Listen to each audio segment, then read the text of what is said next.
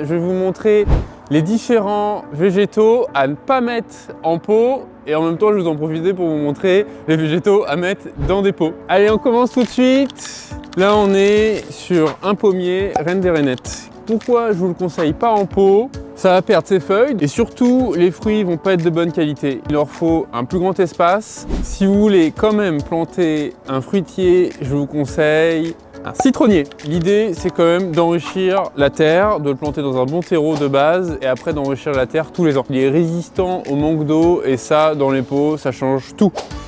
Deuxième plante que je vous conseille pas du tout d'installer dans un pot, les cyprès, ici un cyprès lélandi. Souvent utilisé pour couvrir un vis-à-vis et en pot c'est assez tentant parce qu'elle est bien opaque et bien large.